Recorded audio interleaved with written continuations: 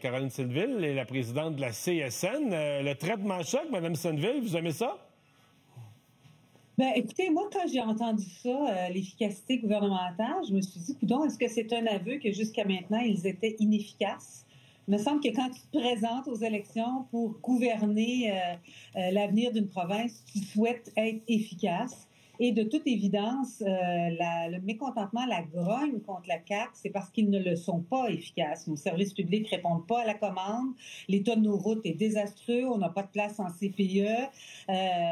Notre pouvoir d'achat vraiment diminue. Donc, au-delà de ça, l'efficacité, c'est pas nécessairement coupé. L'efficacité, c'est que les bonnes ressources soient aux bonnes places, que le bon monde se parle. Puis bon, de toute évidence, avec sa clique, on était loin de l'efficacité. Ça, c'est sûr. Oui, mais je vous entends bien dire le gouvernement fait l'espèce de constat qui n'a pas été efficace.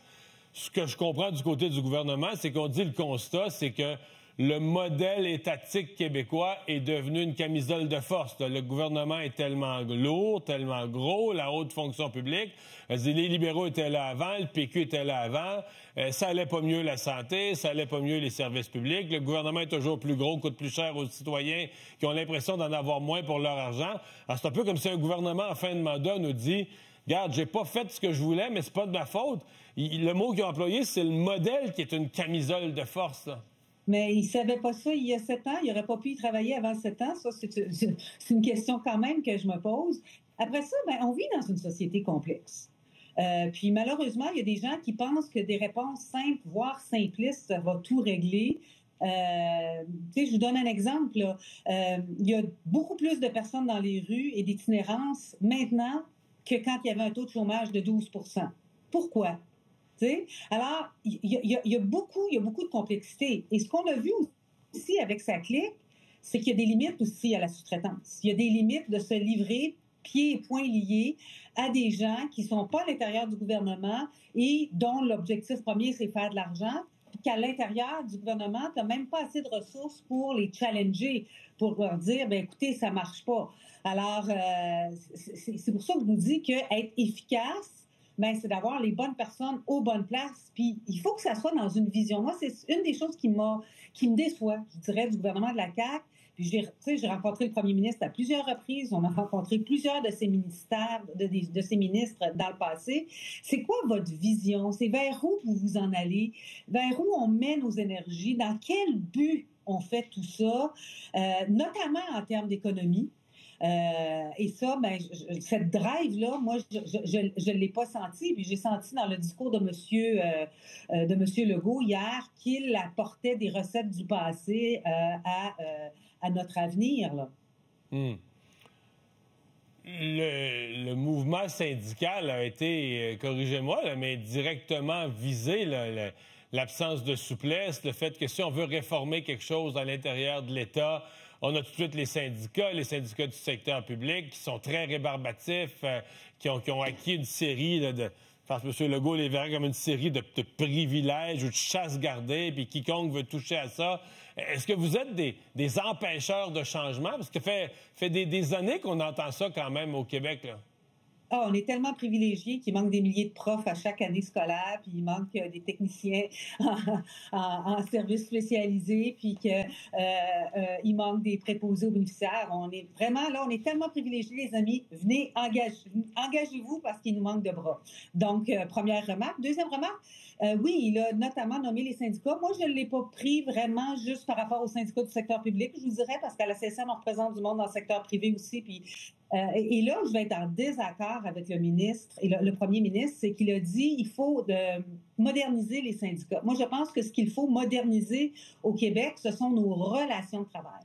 Parce que les syndicats, ils travaillent pas tout seuls. On peut jamais négocier tout seul, ça amène nulle part. On négocie avec qui? Avec le patronat.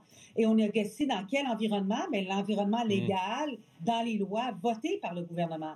Alors qu'on se penche sur les relations de travail puis qu'on se dise les relations de travail, c'est la paix industrielle, c'est la paix sociale. Comment qu'on fait pour améliorer ça avec toutes les parties prenantes? Nous, on va répondre présent. Ouais. Et à notre avis, les syndicats font partie plus de la solution que du problème parce que le premier ministre, il dit on va augmenter le pouvoir d'achat. Hey, c'est ça que je fais tous les matins en me levant, moi, négocier des conditions de travail qui améliorent le pouvoir d'achat. Oui, qui améliore le pouvoir d'achat de vos membres au détriment du reste des contribuables. Non, mais là, ce matin, parce que ce matin, vous je veux allez vous dans dire une que... shop syndiquée où le salaire augmente, mais la shop à côté, si elle veut être concurrentielle et avoir des travailleurs et des travailleuses, il va falloir qu'elle fasse quelque chose aussi. Juste alors, sur le modèle syndical, je suis obligé de vous poser une autre question, parce que M. Legault est allé hier dans son discours, il a fait un bout à dire qu'il fallait remettre en question le modèle syndical, mais ce matin, en entrevue à Québec, à notre collègue Julie Couture, il a utilisé un autre verbe. Il a dit qu'il fallait casser le modèle syndical du Québec. Oh, ben là, on a un problème parce que c'est des millions de travailleurs qui sont syndiqués au Québec. Et il l'a mentionné dans son discours aussi, qu'on vivait des moments difficiles, notamment avec les tarifs de Trump. Moi, je pense que la réponse à ça, c'est s'unifier. C'est pas se diviser. Puis, Monsieur Legault, là, il est très bas dans les sondages. Il a parlé beaucoup d'immigration aussi, qu'il cesse de chercher des coupables, puis qu'il trouve des solutions à l'intérieur de son gouvernement. Ça fait 7 ans qu'il est au pouvoir. Je regrette, mais ni la CSN ni les syndicats sont derrière Norvolt. Ni la CSN ni les syndicats sont derrière le scandale de sa clique. Vraiment, là, alors ce milliard-là qu'on a perdu, là, c'est pas de notre faute. Donc, qu'il cesse de chercher des boucs émissaires. C'est pas moi qui suis au gouvernement, c'est lui. Et nous, on va travailler à améliorer le tissu social, améliorer les relations de travail. On va toujours répondre présent. Mais c'est pas en écrasant les syndicats qu'il va améliorer le pouvoir d'achat, qu'il va créer des bons emplois. Des augmentations de salaire, là, c'est nous qui allons les chercher. Hein? Le patronat a créé la classe ouvrière, la classe moyenne, elle a été créée par les syndicats. Et ça fait partie aussi des droits. Les sociétés évoluées protègent les syndicats. On a des traités internationaux qui protègent les syndicats. C'est protégé par les chartes et canadiennes et québécoises.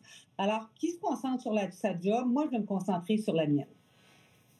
La nouvelle présidente du Conseil du Trésor, il faut que je vous pose la question, Mme Duranceau, parce que, bon, c'est quelqu'un avec qui vous avez à travailler. C'est elle qui négocie pour le secteur public, qui est responsable de l'administration gouvernementale et qui, dans ce cadre-ci, semble peut-être avoir un mandat particulier là, pour faire du ménage dans le gouvernement. Vous pensez que vous allez avoir une bonne relation avec elle? Bien, c'est une ministre avec laquelle on avait moins transigé, là, parce que à l'habitation, c'est peut-être pas un ministère où on est avec, par exemple, comme l'éducation, la santé, on les voit souvent, c'est qu'on va vraiment laisser la chance aux coureurs. Ceci dit, la négociation du secteur public, je pense que ça ne sera pas avec elle, parce que ça va commencer dans plus d'1 an, puis d'ici là, il y aura des élections, là. Donc, on verra pour ça. Mais il y a d'autres négociations qui ont lieu, qui ont des mandats du Conseil du Trésor. C'est sûr qu'elle et son cabinet seront interpellés plus tôt que tard pour faire ces suivis-là. Puis, ce qui est, tu sais, c'est de façon générale, dans les remaniements aussi, c'est le temps que ça prend pour s'approprier les dossiers. Alors, nous, on a des négociations en cours pour lesquelles on attend des mandats et c'est sûr qu'on va travailler avec elle. Et il faudra s'assurer que, c'est la même chose, là, tu sais, où je pense, on est en négociation avec les agents de la paix, les paramédics, c'est tous des dossiers, on a des mandats du Conseil du Trésor et c'est tous des endroits où on peine à attirer des gens. Ben ça aussi, ça fait partie des mandats qu'on a. Puis, vous savez, au Conseil du Trésor, ça prend de l'imagination, ça prend des fois, il faut penser à l'extérieur de la boîte. On arrive avec des solutions. Puis nous, c'est ce qu'on va demander. On va laisser la chance au coureur, mais on va demander une ouverture d'esprit pour qu'on puisse régler des dossiers parce que c'est ce qu'on a été capable de faire avec la prédécesseur de Mme Duranceau. Mme Senneville, merci d'avoir été avec nous. Merci, au revoir. Caroline Senneville, la présidente de la CSN.